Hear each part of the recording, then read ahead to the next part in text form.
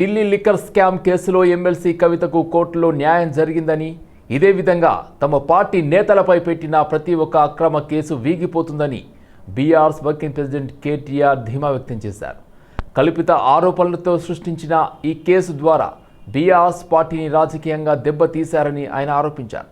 ఈ మేరకు ఆయన సోషల్ మీడియాలో స్పందించారు. కేటీఆర్ తన ప్రకటనలో లిక్కర్ స్కామ్ అనే కట్టుకథతో కేజ్రీవాల్ ప్రభుత్వాన్ని కూల్చేశారు.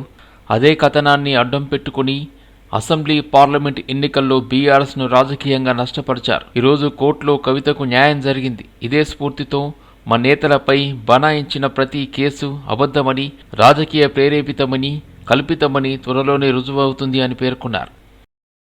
రేవంత్ రెడ్డి లాంటి మోసకారి ముఖ్యమంత్రి దేశంలో ఎక్కడా లేరని కేంద్ర మంత్రి బండి సంజయ్ విమర్శించారు. ఖమ్మం భూదాన్ భూముల్లో ఇండ్ల కూల్చివేతలపై మండిపడ్డారు.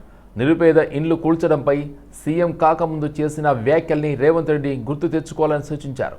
ఎన్నో ఏళ్ల నివాసం ఉంటున్న ఇండ్లను ఎవరి స్వార్థం కోసం నేలమట్టం చేశారని నిలదీశారు. ఇప్పుడు ఈ రాష్ట్ర ప్రభుత్వం వచ్చంగా ఒక్కిలు కట్టించిందా? సొంతగా అన్ని కూల్చివేతలే, మొదటి నుంచి ఇప్పటి వరకు కూడా కూల్చివేతలే. ఇది కూల్చివేతల ప్రభుత్వం. ఇది ఇలా ప్రజలందరూ, తెలంగాణలో రాష్ట్ర ప్రజలందరూ కూడా కష్టపడి చిన్న చిన్న ఇండ్లు కట్టుకున్న ప్రజలందరూ కూడా ఇబ్బంది పడుతున్నారు. మా ఇల్లు ఉంటుందా, కూలుతారా? ఎప్పుడు ఏం కట్టించి ఏం కూల్చుతారో తెలియదు.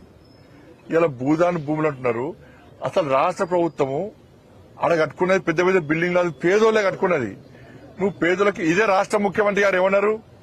గతంలో బీఆర్ఎస్ పార్టీ ప్రభుత్వం కూల్స్తే పాపం తగులుతుంది మీకు. ఇంకా కూల్చి పేదోళ్ళు ఇల్లు కూల్స్తారా?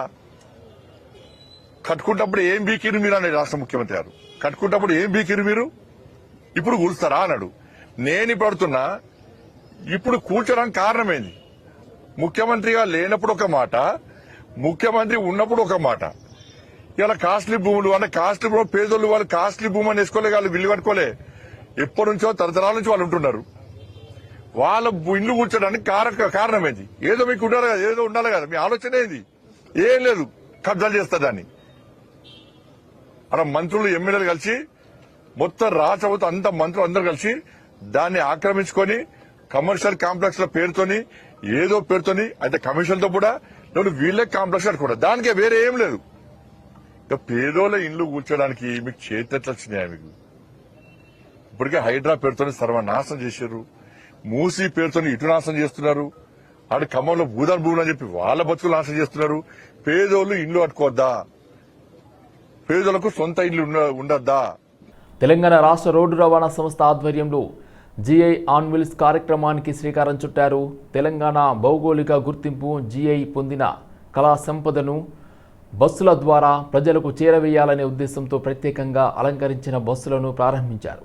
దేశంలోనే తొలిసారిగా నిర్వహిస్తున్న ఈ కార్యక్రమాన్ని హైదరాబాద్లోని ఎంజీబీఎస్ బస్ స్టేషన్ వద్ద రాష్ట్ర గవర్నర్ జిష్ణుదేవ్ వర్మ జెండా ఊపి ప్రారంభించారు.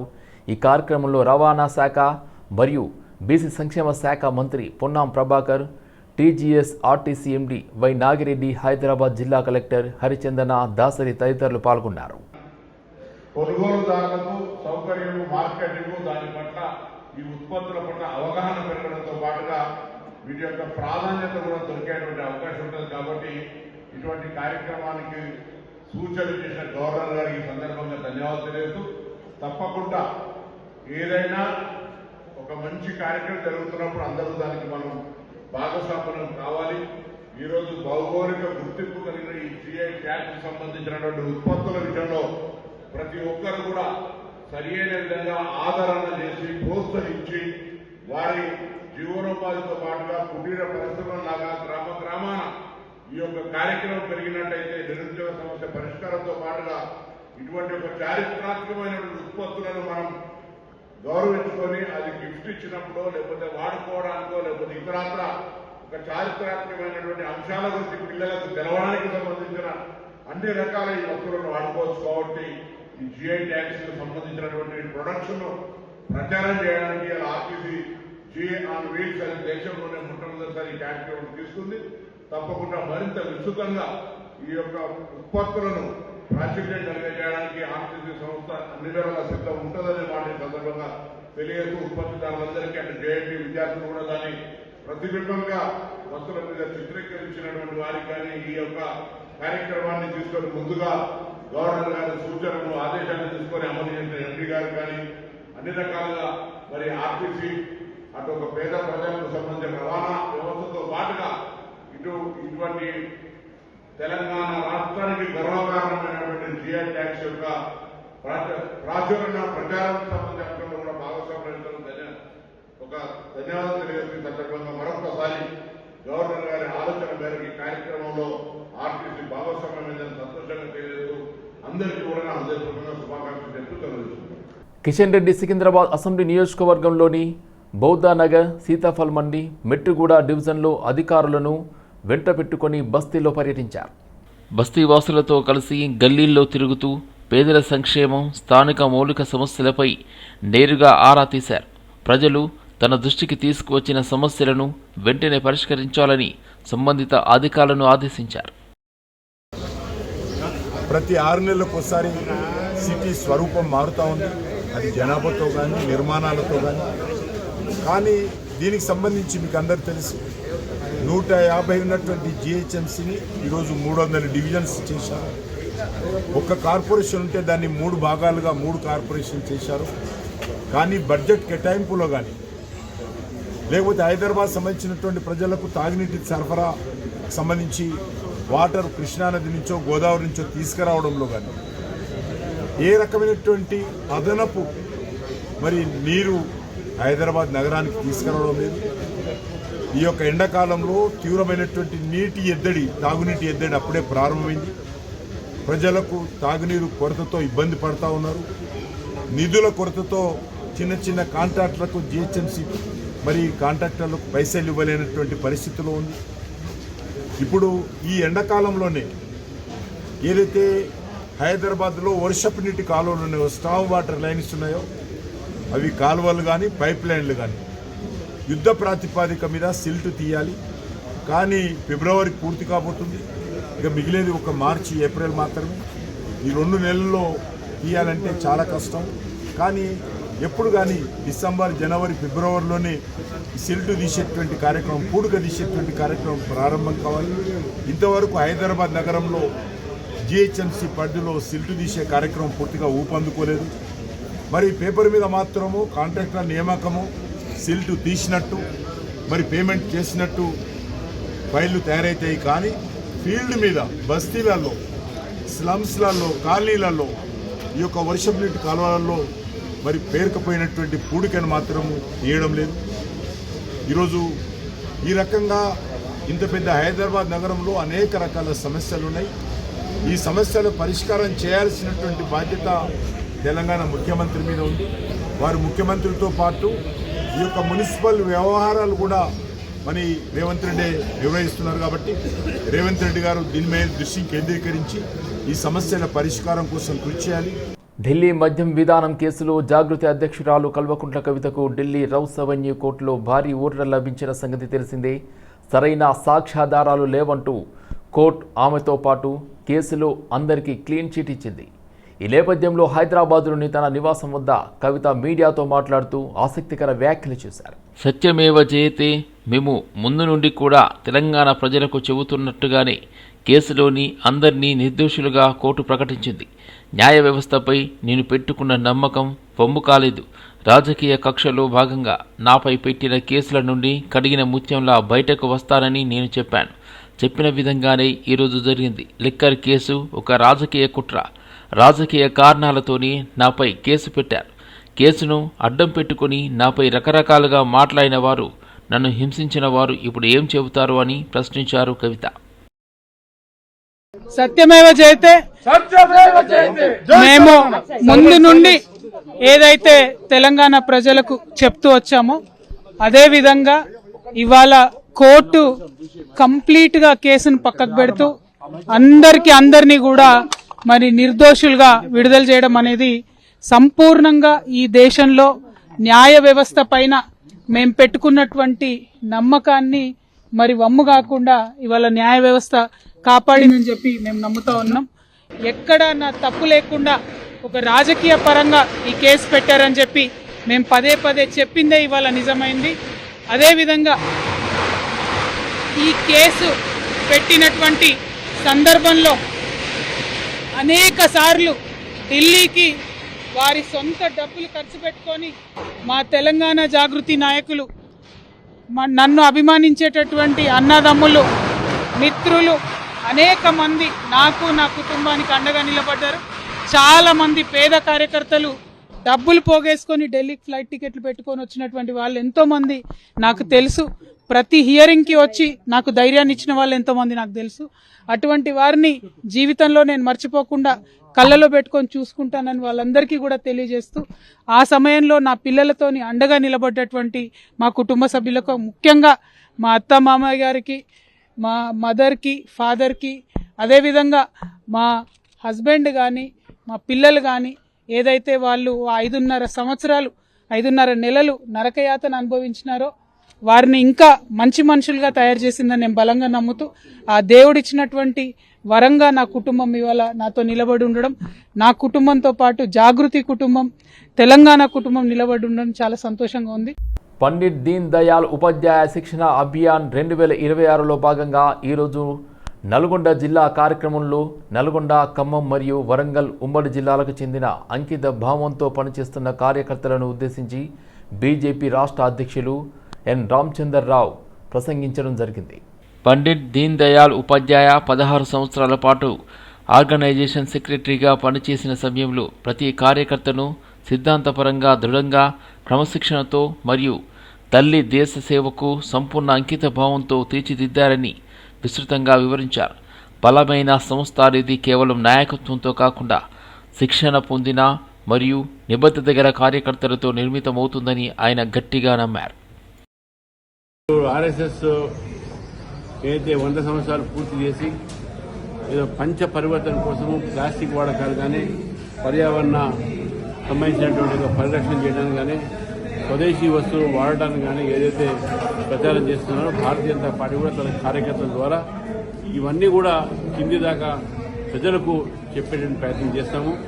అంతేకాకుండా సైద్ధాంతికమైనటువంటి ఒక విషయాలపైన మా ఒక క్యాడర్కు, మా కార్యకర్తలకు ట్రైనింగ్ ఉంటుంది. భారతీయ జనతా పార్టీ రాష్ట్రంలో ఒక cadre based, ideological based mass పార్టీగా తయారు కావడానికి ఈ ట్రైనింగ్స్ అన్ని కూడా అవసరం. దేశవ్యాప్తంగా కూడా ఇటువంటి ట్రైనింగ్ క్యాంప్ జరుగుతూ ఉన్నాయి. తెలంగాణలో కూడా ప్రతి మండల్ హెడ్ క్వార్టర్స్ నుంచి ప్రతి మండల స్థాయిలో కార్యకర్తల ఒక సమావేశము ఈ యొక్క రాష్ట్రంలో జరుగుతాయి. ఈ రోజు జరుగుతున్నటువంటి ఒక ఏదైతే ట్రైనర్స్ ట్రైనింగ్ క్లాసెస్, ఇది ఎవరైతే రేపు ట్రైనింగ్ క్యాడర్ ఏదైతే శిక్షణా తరగతిలో మాట్లాడతారో వాళ్లకు మాత్రమే ఇవాళ ట్రైనింగ్ అనేది జరిగింది. ఇక్కడ 3 ఉమ్మడి జిల్లాలు అంటే వరంగల్, ఖమ్మం, నల్గొండ జిల్లాలకు సంబంధించిన కార్యక్రమం. రాష్ట్రంలో అరాచక పాలన కొనసాగుతుందని బీఆర్ఎస్ కార్యనిర్వాహక అధ్యక్షుడు కేటీఆర్ ఆరోపించారు. మున్సిపల్ ఎన్నికల్లో విజయం సాధించిన బీఆర్ఎస్ నాయకులకు హైదరాబాద్ తెలంగాణ భవన్లో నిర్వహించిన అభినందన కార్యక్రమంలో కేటీఆర్ పాల్గొన్నారు. కాంగ్రెస్ వాళ్ళు మిమ్మల్ని 2 ఏళ్ళు ఇబ్బంది పెడతారు, ముందే చెప్తున్నాను నేను. అలంపూర్, ఐజా వాళ్ళు కౌన్సిలర్లు మీరు గుర్తుపెట్టుకోండి, 2 ఏళ్ళు ఇబ్బంది ఉంటుంది. కానీ సినిమాల్లో కదా లాస్ట్ హీరో వచ్చినట్టు మళ్ళీ కేసీఆర్ గారు 2 ఏళ్లలో వచ్చేస్తాడు. లేక 3 ఏళ్ళు మళ్ళీ మీరు లాస్ట్ టర్మ్ మాత్రం, last part of your term అంటే చివరి దశ 3 ఏళ్ళు మాత్రం బాగుంటుంది. ఇంటర్వెల్కి ముందంతా వాళ్ళు, ఇంటర్వెల్ తర్వాత మనం, ఇంటర్వెల్ తర్వాత అంతా మళ్ళీ మన స్టోరీ స్టార్ట్ అవుతుంది. ఇంటర్వెల్ దాకా ఏముంటాయి, కష్టాలు ఉంటాయి కదా, అవి కొన్ని ఉంటాయి. ఇంకా మీకు ఫోన్లు వస్తాయి, ఇంకా అను వచ్చేయండి మీరు వచ్చేయండి కాంగ్రెస్లోకి, ఏం చేస్తారు మీరు ఆడుండి, అభివృద్ధి చేస్తాం, గడిది గుడ్డు చేస్తామని చెప్తారు. అభివృద్ధి లేదు, ఏమీ లేదు. వాళ్ళు దోచుకోవడానికి పుట్టినారు. చూస్తున్నారు కదా మీ సంపత్ కుమార్ గారు ఎంత గొప్పోడంటే, ఆఖరికి ఆడ స్థానికంగా ఉండే కాంట్రాక్టర్ రోడ్డు పని చేస్తున్నాడు. ఆయన పోయి కాంట్రాక్టర్ అధికార పార్టీ నాయకుడి మీద, all India Congress committee secretary మీద ఆయన పోయి కంప్లైంట్ ఇచ్చినాడు, పోలీస్ కంప్లైంట్. 8 కోట్లు అడుగుతున్నాడు, యాడికెళ్ళి పని చేయాలి, నేను ఇంకా ఉన్నాయంతా వీళ్ళు ఉడుచుకొని పోతే మేమేం పని చేసేది, యాడికెళ్ళి చేస్తామని చెప్పి మీ స్థానిక కాంగ్రెస్ నాయకుడు, మాజీ ఎమ్మెల్యే మీద కాంట్రాక్టర్లే బాహాటంగా దోపిడీ చేస్తున్నారు కాంగ్రెస్ వాళ్ళు. మరి మాజీ ఎమ్మెల్యేనే ఇంత దోసుకుంటుంటే ఇంకా రేవంత్ రెడ్డి గారు ఎంత దోసుకుంటుండాలో మీకు తెలుసు. 1000 కోట్లు ఇస్తా అని చెప్తున్నాడు ఆయన. 1000 కోట్లు ఇస్తానని చెప్తా అంటే ఇంకా ఆయన ఎంతో ఎన్ని వేల కోట్లు వెనకాల వేసుకుని ఉండాలా ఈ 2 ఏళ్లలో. కాబట్టి ఇవాళ జరుగుతుంది ఏంటంటే, ఈ రాష్ట్రంలో దోచుకోవడం, దాచుకోవడం. కాంగ్రెస్ పార్టీ బ్రహ్మాండంగా అదే పనిలో ఉంది. ప్రజలకు కూడా అన్ని బోధపడ్డాయి, ఇవాళ ప్రజలకు కూడా అన్ని అర్థమైనాయి. ఇంకా కాంగ్రెస్తోన న్యాయం జరగదు, కాంగ్రెస్ మోసం చేస్తుంది. లేకపోతే ఇవాళ ఫిబ్రవరి 26 ఈరోజు 27 ఈటెల రాజేందర్ మేడ్చల్ మల్కాజ్గిరి జిల్లా ఉప్పల్ నియోజకవర్గంలోని మల్లాపూర్లో నిర్మిస్తున్న మండల పరిషత్ ప్రాథమిక పాఠశాల భూమి పూజ కార్యక్రమంలో పాల్గొన్నారు. ఎమ్మెల్యే రాజిరెడ్డి గారు చదువుకున్నటువంటి మల్లాపూర్ ప్రైమరీ స్కూల్కి ఒక 8 గదులతో మంచి కార్పొరేట్ రెస్పాన్సిబిలిటీ కింద ఒక మంచి స్కూల్ భవనాన్ని ఈరోజు భూమి పూజ చేసుకున్నాం. అతి త్వరలోనే ఈ బిల్డింగ్ పూజ చేసుకొని 400-500 మంది పిల్లలు ఎవరైతే చదువుకుంటున్న పేద పిల్లలు వాళ్ళకు మంచి సౌకర్యంతో పాటుగా మంచి విద్యను అందించే కార్యక్రమానికి మేము సహకరిస్తామని చెప్పడం జరిగింది. ఈరోజు దేశవ్యాప్తంగా రాష్ట్ర వ్యాప్తంగా సోషల్ రెస్పాన్సిబిలిటీ కింద కొన్ని సంస్థలు విద్య కోసం, వైద్యం కోసం, స్కిల్ డెవలప్మెంట్ కోసం మంచి కృషి చేస్తున్నాయి. అలాంటి మరింత గొప్పగా చేయాలని, ఈ సోషల్ రెస్పాన్సిబిలిటీ కింద ప్రజలకు అక్కడికి వచ్చే పేదవాళ్ళకి అక్కడికి వచ్చేటువంటి పనులు చేస్తే బాగుంటుందని చెప్పి వారికి సూచన చేయడం జరిగింది. ఈరోజు ప్రభుత్వం మాత్రమే అన్ని పనులు చేయజాలదు. ప్రభుత్వంతో పాటుగా స్వచ్ఛంద సంస్థలు కావచ్చు, కొంతమంది సమాజ హితం కోరే వాళ్ళు కావచ్చు, వాళ్ళు ఇలాంటి పనులు కూడా తప్పకుండా చేయాల్సి అక్కర్లేదు. ఇలా సంపద ఎవరికి శాశ్వతం కాదు, అధికారం కానీ సంపద కానీ ఎవరికి శాశ్వతం కాదు. ఇవాళ ఉంటుంది, రేపు పోతుంది. ఉన్నంతలో మంచి పని చేసిన వాళ్ళు ఏదైనా చాలా ఇంపార్టెంట్. కాబట్టి ఇలా వ్యాపారవేత్తలైనా రాజకీయ నాయకులైనా ఎంత పెద్ద పొజిషన్లో ఉన్నప్పటికీ కూడా ఉన్నంతలో ప్రజల ప్రేమను పొందగలిగి ప్రజల హృదయాల్లో ఇంత చోటు సంపాదించుకోగలిగే పనులు చేయాలని ఈ సందర్భంగా తెలుస్తున్నా. రేవంత్ రెడ్డి నాయకత్వంలో ప్రభుత్వం మూసీ నది పరిసర ప్రాంతాల అభివృద్ధికి కట్టుబడి ఉందని పేర్కొన్నారు చెనగాని దయాకర్. మూసీ బాధితుల సమస్యలపై బీఆర్ఎస్, బీజేపీ పార్టీలు చిల్లర రాజకీయాలు మానుకోవాలని విమర్శించారు. ఒకవైపు మూసీ డెవలప్మెంట్ని, మూసీ శుద్ధీకరణను వ్యతిరేకిస్తున్నటువంటి బీఆర్ఎస్, బీజేపీ నాయకులు మూసీ బాధితులతోని ఇవాళ చిల్లర రాజకీయాలు చేయడం అనేది అత్యంత దురదృష్టకరం. ఇవాళ ప్రతిపక్షాలు వెన్నపూసలేని ప్రతిపక్ష నాయకులు మూసీ బాధితులని పేరు పెట్టుకొని దాన్ని ఒక రాజకీయం చేయడం, ఫోటోల కోసం ఫోజులు ఇచ్చి రోజుకొక లీడర్ పోయి వాళ్ళని మానసికంగా మరింత రెచ్చగొట్టే ప్రయత్నాలు బీఆర్ఎస్, బీజేపీ నాయకులు చేయడం అనేది అత్యంత దురదృష్టకరం. తెలంగాణలో ప్రతిపక్ష నాయకుల తీరు అనేది దౌర్భాగ్యం, అంతకంటే మించిది ఏం లేదు. కాబట్టి బీఆర్ఎస్, బీజేపీ నాయకులకు, మరీ బీజేపీ నాయకులకు ఈరోజు గాంధీ విగ్రహాన్ని పెడితే కూడా వ్యతిరేకించే ప్రయత్నం జరుగుతూ ఉంది. గాంధీ సరోవర్ ప్రాజెక్టును పూర్తిగా వ్యతిరేకిస్తూ గాంధీ విగ్రహం పెట్టడానికి కూడా బీజేపీ నాయకులు వ్యతిరేకించడం అంటేనే ఇవాళ మహాత్ముడికి ఇవాళ ఎంత పెద్ద ద్రోహం తలపెడుతున్నారనే విషయాన్ని కూడా మనకు అర్థమవుతా ఉంది. ఏది ఏమైనా ఇవాళ కాంగ్రెస్ ప్రజాపాలనలో మూసీ నది పునర్జీవ నదిగా శుద్ధీకరణ జరగడం అనేది ఈ ప్రాజెక్టును మనందరం కూడా స్వాగతించాలని కూడా కోరుతా ఉన్నాం. మూసీ పరిసర ప్రాంతం కావచ్చు, దాని ఉన్నటువంటి ఆనుకొని సంవత్సరాల తరబడి జీవిస్తున్నటువంటి ఇవాళ అక్కడ ఉన్నటువంటి బాధితులకు ఎక్కడ కూడా ఈ ప్రభుత్వం అన్యాయం చేయట్లేదు. అందరికీ కూడా పునరావాసం కల్పిస్తాం. ఏ ఒక్క బాధితుడికి కూడా అన్యాయం జరగదు. ఈ ప్రజాపాలనలో, రేవంత్ రెడ్డి గారి పాలనలో బాధితులు వినతి పత్రాలు ఇస్తేనో విజ్ఞప్తులు చేస్తే కూడా ఈ ప్రభుత్వం స్పందిస్తుంది, మాట్లాడుతూ ఉంది. భవిష్యత్తులో పెరుగుతున్న ట్రాఫిక్ రద్దీని దృష్టిలో ఉంచుకుని నగరంలో చేపట్టిన Hyderabad city innovation and transformation infrastructure project పనులు వేగవంతమయ్యాయి. ఇందులో భాగంగా బంజారాహిల్స్ రోడ్ నెంబర్ 2లోని ముగ్దా జంక్షన్ వద్ద నిర్మిస్తున్న స్టీల్ ఫ్లైఓవర్ పనులను నగర పోలీస్ కమిషనర్ విసి సజ్జన క్షేత్రస్థాయిలో పరిశీలించారు. జేహెచ్ఎంసీ మెగా ఇంజనీరింగ్ సంస్థ ప్రతినిధులు, పోలీస్ ఉన్నతాధికారులతో కలిసి ఆయన నిర్మాణ ప్రాంతాన్ని పర్యవేక్షించారు. అనంతరం మాట్లాడుతూ నగరంలో ట్రాఫిక్ సిగ్నల్స్ లేని రహదారుల వ్యవస్థను తీసుకురావడమే లక్ష్యంగా ఈ పనులు జరుగుతున్నాయన్నారు. ముఖ్యంగా కేబీఆర్ పార్కు చుట్టూ సిగ్నల్స్ ఫ్రీ రాకపోకల కోసం రాబోయే 2 ఏళ్లలో మొత్తం 7 ఫ్లైఓవర్లు, అండర్ పాస్లను నిర్మించనున్నట్లు వెల్లడించారు. జేహెచ్ఎంసీ, రాష్ట్ర ప్రభుత్వం, పోలీసు యంత్రాంగం సమన్వయంతో ప్రజలకు ఇబ్బంది కలగకుండా ఈ నిర్మాణాలను దశల వారీగా ప్రణాళికాబద్ధంగా చేపడుతున్నట్లు వివరించారు. తెలంగాణ రాష్ట్ర ప్రభుత్వము చేపట్టిన ప్రతిష్టాత్మక ఫ్లైఓవర్సు మరియు అండర్ బ్రిడ్జెస్ SCIT ప్రాజెక్ట్ కింద కేబీఆర్ చుట్టూ మొత్తము 7 ఫ్లైఓవర్స్లు 7 అండర్ పాస్ రావడం జరుగుతుంది. దాని భాగంగా ఈరోజు వర్క్ స్టార్ట్ కావడం జరుగుతుంది. రాత్రి నుంచి ఇక్కడ వర్క్ స్టార్ట్ కావడం జరుగుతుంది. నేను మన ట్రాఫిక్ పోలీస్ తరఫు నుంచి మన డీసీపీ కాజల్, జాయింట్ సిపి గారు, అట్లానే GHMC నుంచి ఈ గారు, డి గారు, ఈ ఒక్క పనిని చేపడుతున్న మెగా సంస్థ వాళ్ళు ప్లస్ వాళ్ళు ఒక PMC సంస్థ అందరూ కలిసి ఈ ఒక ప్లేస్ని మనము విజిట్ చేయడం జరిగింది. మనము ఏమేమి చేస్తే బాగుంటుంది పైన చాలా లోతుగా డిస్కషన్ చేసి ఈ వచ్చే రోజు కొన్ని నెల ఇక్కడ కన్స్ట్రక్షన్ యాక్టివిటీ జరగడం జరుగుతుంది. దాని భాగంగా కొన్ని ట్రాఫిక్ రిస్ట్రిక్షన్స్ కూడా రావడం జరుగుతుంది. దాని భాగంగా కూడా మనం నిన్నే ఒక అడ్వైజర్ కూడా ఇవ్వడం జరిగింది. సో ఈ వర్క్ మొత్తం ఈ ఫ్లైఓవర్స్ అన్నీ ఒక 2 ఇయర్స్లో కంప్లీట్ చేయాలని చెప్పి ఒక ఉద్దేశంతో ఈ ఒక కన్స్ట్రక్షన్ యాక్టివిటీ స్టార్ట్ కావడం జరుగుతుంది. ప్రజలందరూ కూడా ఈ యొక్క కన్స్ట్రక్షన్ సమయంలో మనకు కూడా వాళ్ళకు ఇబ్బంది కాకుండా రాష్ట్ర ప్రభుత్వం తరఫు నుంచి GHMC మనం కూడా కలిసి డీటెయిల్ ఒక ప్లానింగ్ చేసి ప్రజలు కూడా ఇబ్బంది కాకుండా కూడా మనము ప్లాన్ చేయడం జరుగుతుంది.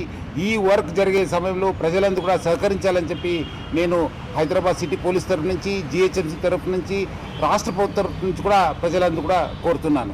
ఇంజనీరింగ్ విద్యార్థుల్లో ఉన్న ప్రతిభను వెలికి తీయడమే లక్ష్యంగా బాజాపే ఇండియా పోటీలను నిర్వహిస్తున్నట్లు organising committee chairman Balaraj Subrahmanyam తెలిపారు. హైదరాబాద్ BVRITలో మార్చి 11వ తేదీ వరకు జరగనున్న బాజాసే ఇండియా ఈవెంట్ వివరాలను ఆర్గనైజింగ్ కమిటీ వెల్లడించారు. ఈ పోటీల్లో ఉపయోగించే ప్రత్యేక బగ్గీ వాహనాన్ని ఆవిష్కరించారు. జాతీయ స్థాయిలో జరిగే ఈ పోటీల్లో దేశంలోని పలు ఇంజనీరింగ్ కాలేజీలకు చెందిన 1000 మందికి పైగా పాల్గొననున్నట్లు వెల్లడించారు. 4 ఈవెంట్స్ ఉన్నాయి. ఒకటి మెకానికల్ బహా అంటే పెట్రోల్ ఇంజన్తో, ఇంకోటి ఎలక్ట్రికల్ బహా మొత్తం బ్యాటరీతో నడిచే వెహికల్, మూడోది హైడ్రోజన్ బహా అది హైబ్రిడ్ వెహికల్ మీద నడుస్తుంది, నాలుగోది అటానమస్ ఇప్పుడు మీరు చూస్తున్నారు కదా డ్రైవర్లెస్ కార్స్ బేసిస్ మీద, అది 2 ఇయర్స్ నుంచి స్టార్ట్ అయింది. అది that is also one of the vehicle. So ఈ 4 ఈ ఇయర్ నర్సాపూర్లో మనకి మెకానికల్ బహా నడుస్తుంది. అది February 25 ఈ రోజు నుంచి March 1 వరకు రేస్ నడుస్తుంది. March 1 వరకు ఎండ్యూరెన్స్ రేస్ అని ఉంటుంది. ఈ స్టూడెంట్స్కి మనము 10 months టైం ఇస్తాం. 10 months టైంలో వీళ్ళు ఒక 4 hours డ్రైవ్ చేసిన తర్వాత కూడా ఆ బండిలో స్టెబిలిటీ అనేది, రిలయబిలిటీ అనేది విత్ స్టాండ్ ఉన్న వెహికలే గెలుస్తుంది. సో ఈ స్టూడెంట్స్ తమ కాలేజ్ టైంలో చదువుకుంటూ ఎలా వీళ్ళు ఈ బండి తయారు చేస్తారన్నది వాళ్ళకి challenge. And coming to our association with Baja, so we have 19 years association. The vision of Baha and the intention of Bharat Petroleum both conglomerates very well, and both wanted to ignite the young minds to give the best solutions for the mobility in the India. So I really thank Baha for this innovative solution and great competition what they are conducting. This year 51 teams, it's a great number, sir. And you could able to mobilize 51 teams into participate in this. It is really a great platform to create innovation in the young minds. Not only innovation, the very essential quality of any engineer is teamwork. So to build one vehicle, how many engineers has to work together? Amberpet నియోజకవర్గం బాగంబర్పేట్ డివిజన్లో నూతనంగా ఏర్పాటు చేసిన Bujjamma cave ఘనంగా ప్రారంభమైంది. ఈ కార్యక్రమానికి ముఖ్య అతిథిగా హాజరయ్యారు కాంగ్రెస్ పార్టీ ఖైరతాబాద్ జిల్లా మహిళా అధ్యక్షురాలు శంభుల ఉషశ్రీ శ్రీకాంత్ గౌడ్ చేతుల మీదుగా రిబ్బన్ కటింగ్ నిర్వహించి కేఫ్ను ప్రారంభించారు. ప్రారంభోత్సవ కార్యక్రమంలో స్థానిక నాయకులు, వ్యాపార వర్గాలు, మహిళలు, యువత పెద్ద సంఖ్యలో పాల్గొని కేఫ్ యజమానికి శుభాకాంక్షలు తెలిపారు. ఈ సందర్భంగా కేఫ్ ప్రొప్రైటర్ సంపత్ మాట్లాడుతూ బుజ్జమ్మ కేఫ్లో రుచికరమైన బిస్కెట్లు, తాజా స్నాక్లను పూర్తిగా హైజెనిక్ విధానంలో వినియోగదారులకు అందించడమే మా లక్ష్యంగా తెలిపారు. వివిధ రకాల రుచికరమైన చాయ్ వెరైటీలు ప్రత్యేక ఆకర్షణగా ఉంటాయి. నాణ్యత, శుభ్రత, సరసమైన ధరలతో ప్రజల విశ్వాసాన్ని గెలుచుకుంటామని పేర్కొన్నారు. బాగంబర్పేట్ డివిజన్లో బుజ్జమ్మ కెఫేని కొత్తగా నూతనంగా ఈరోజు సంపత్ గారి ఆధ్వర్యంలో, ప్రొపరేటర్ సంపత్ గారి ఆధ్వర్యంలో ఈరోజు ఇక్కడ ఓపెనింగ్ చేయడం జరిగింది. చల్లని సాయంత్రం ఇక్కడ ప్రజలందరూ కూడా వచ్చి సేద తీరేటట్టుగా, లేడీస్కి కూడా వీలుగా కూర్చునే వీలుగా ఉంది. మొత్తం ఈ బుజ్జమ్మ కెఫేలో మంచి హైజీనిక్గా క్వాలిటీ ఫుడ్ మెయింటైన్ చేస్తున్నారు. ఇందాకే టీ కాఫీ కూడా మేము టేస్ట్ చేసాము, బిస్కెట్స్ కూడా టేస్ట్ చేసాము. క్వాలిటీతో కూడుకున్న హైజీనిక్ వాతావరణంలో ఈ యొక్క బుజ్జమ్మ కెఫేని ఇక్కడ కొత్తగా ప్రారంభించడం జరిగింది. మా అంబర్పేట్ డివిజన్లోనే ఇక్కడ ఈ బుజ్జమ్మ కెఫే నీలఫర్ లాగా ముందుకు సాగాలని, ఫేమస్ కావాలనేసి మా తరఫున మమ్మల్ని ఇక్కడ ఓపెనింగ్కి పిలిచినందుకు సంపత్ గారికి ప్రత్యేక ధన్యవాదాలు తెలియజేస్తున్నాను. ఇంత చక్కటి చల్లని వాతావరణంలో లేడీస్కి కూడా సాయంత్రం పూట పిల్లలను తీసుకొని వచ్చే వీలుగా ఇక్కడ సిట్టింగ్ కూడా ఉంది. కాబట్టి అంబర్పేట ప్రజలందరూ కూడా ఇక్కడికి రావాల్సిందిగా ఒకసారి విజిట్ చేసి చూడండి. మీరు వచ్చాక మీకే తెలుస్తుంది ఇక్కడ క్వాలిటీతో కూడుకున్న హైజీనిక్ మరియు క్వాలిటీ ఫుడ్ ఉందనేసి మీకు తెలుస్తుంది. కాబట్టి ఒక్కసారి కెఫే వచ్చేసి బాగంబర్పేట్ డివిజన్ హనుమంతరావు గారి ఇంటి ఎదురుగానే నూతనంగా ఈరోజు ఓపెనింగ్ చేయడం జరిగింది. బాగంబర్పేట్ ప్రజలందరూ కూడా ఇక్కడికి ఒక్కసారి వచ్చి విజిట్ చేయండి, మీకే తెలుస్తుంది. నేను ఈరోజే బుజ్జమ్మ కెఫే అని చెప్పేసి నా ఫస్ట్ బ్రాంచ్ ఓపెన్ చేశాను. మన దగ్గర అన్ని క్వాలిటీ దొరుకుతాయి. క్వాలిటీ బిస్కెట్స్ అంటే మేము స్పెషలైజ్గా తయారు చేపిస్తున్న బిస్కెట్స్ ఇవి. మెటీరియల్ మొత్తం గుజరాత్ నుంచి వస్తుంది మనకి. అలాగే మన టీ కూడా చాలా కడక్ ఉంటుంది. ఎలా అంటే మనం తాగిన తర్వాత ఎవ్రీ సిప్ మీకు గ్రేస్ అనేది తెలుస్తుంది. మీరు తాగిన తర్వాత 10 to 15 minutes మీ నోటిపైన ఆ ఫ్లేవర్ అండ్ అరోమా అనేది మీకు క్లియర్ కట్గా తెలుస్తుందండి. We're specially for chai and coffee, only chai అండి. మా బుజ్జమ్మ కెఫేలో చాలా చాలా స్పెషల్. మీకే బుజ్జమ్మ కెఫే వచ్చేసి మనకి బాగంబర్పేటలో డీడీ కాలనీలో హనుమంతరావు సార్ వాళ్ళ ఇంటి ఎదురుగానే ఉంటుంది, శివం రోడ్. ప్రతి ఒక్కరు వచ్చేసి మా ఛాయ్ని ఆస్వాదించాలండి. మీ ఆశీర్వాదం మాకు ఎంతైనా కావాలి. మీ సపోర్టే మా బిజినెస్.